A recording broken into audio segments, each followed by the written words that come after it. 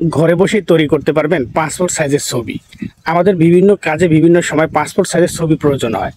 আপনি জাস্ট ঘরে বসেই সুন্দর একটি জায়গায় আপনার হাতের অ্যান্ড্রয়েড ফোনটি দিয়ে ছবি তুলবেন। সেই ছবিটি সুন্দরভাবে তৈরি করতে পারবেন আপনার হাতের অ্যান্ড্রয়েড ফোনটি দিয়ে, যা স্টুডিও থেকেও কয়েকশো গুণ ভালো দেখাবে।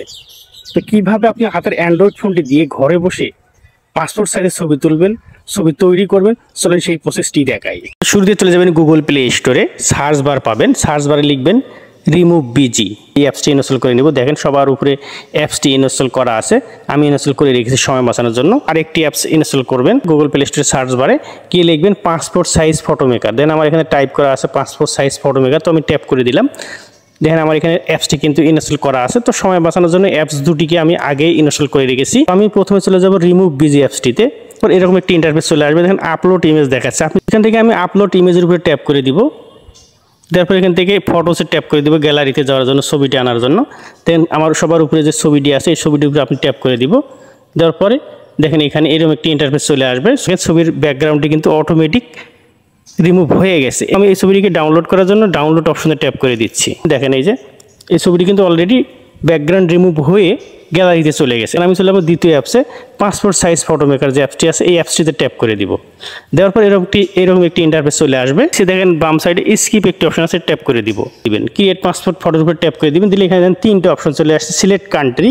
তো আমরা এখানে সিলেক্ট কান্ট্রির উপর ট্যাপ করে দিব। এখান থেকে বাংলাদেশ দিয়ে দিব। তো এখান থেকে সিলেক্ট টাইপ এখানে ট্যাপ করে দিবেন, পাসপোর্টের উপর ট্যাপ করে দিবেন, সিলেক্ট ফটোর উপর ট্যাপ করে দিবেন। গ্যালারি থেকে যেহেতু ছবিটি আনবেন সেই ক্ষেত্রে গ্যালারির উপর ট্যাপ করে দিবেন। এখানে আমি যে ছবিগুলো মানে ব্যাকগ্রাউন্ড চেঞ্জ করে রেখেছি সেই ছবিগুলোর উপর ট্যাপ করে দিবেন। যেহেতু আমরা অ্যাপসটি ফ্রি ব্যবহার করতেছি সেই ক্ষেত্রে কিছু অ্যাড আসতে পারে, তো উপর থেকে আপনার অ্যাপগুলো কেটে দিবেন। দেওয়ার পর দেখেন ছবিটি এখানে চলে আসছে। এখানে ছবিটি আসার পরে কিন্তু ছবির ব্যাকগ্রাউন্ডে সাদা দেখা যাচ্ছে।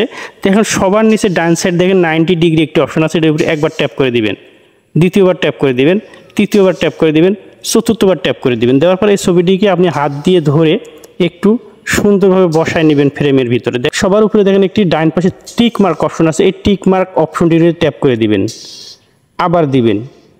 আবার দিবেন 5 নম্বর পর্যন্ত ট্যাপ করে দিবেন। নিচে দেখেন বিজি কালার একটি অপশন আছে, এই বিজি কালারের উপরে ট্যাপ করে দেবেন। এই ছবির ব্যাকগ্রাউন্ডে যে কালারই করতে চান না কেন আপনি সেটা করতে পারবেন। তো আমরা গ্রিনের উপর ট্যাপ করে দিচ্ছি। তারপর এখান থেকে সবার উপরে দেখেন টিক মার্ক একটা অপশন আছে, এখানে আবার ট্যাপ করে দিবেন। নিচে দেখেন এই ছবিটাকে কয়েকটা ছবিতে কপি করব, সেই ক্ষেত্রে নিচে দেখেন কপি একটি অপশন আছে, কপির উপরে ট্যাপ করে দিব।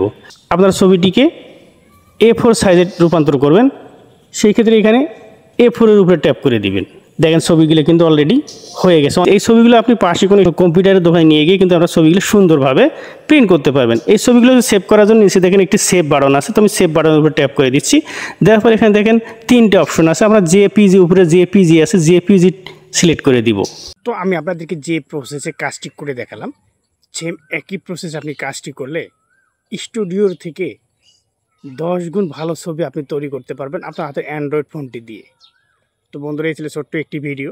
যদি মনে করেন ভিডিওটি দেখে ভালো লেগেছে, আইডিটিকে ফলো দিয়ে পাশে থাকার অনুরোধ রইল। সেই সাথে যারা ইউটিউব থেকে আমার এই ভিডিওটি দেখতেছেন, ইউটিউব চ্যানেলটিকে সাবস্ক্রাইব করার অনুরোধ থাকলো। ধন্যবাদ মূল্যবান সময় নষ্ট করে আমার এই ভিডিওটি দেখার জন্য।